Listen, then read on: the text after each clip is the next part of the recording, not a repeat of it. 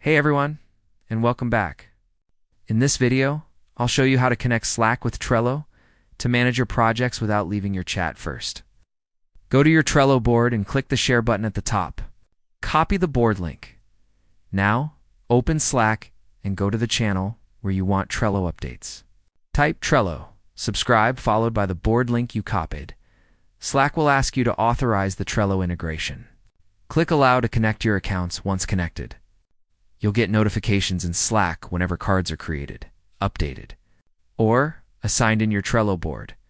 You can also create new Trello cards directly from Slack.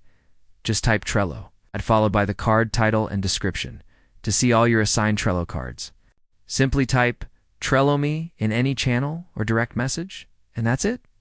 You've just connected two powerful tools to streamline your project management and team communication. If this integration helps your team stay organized, let me know in the comments. See you in the next one.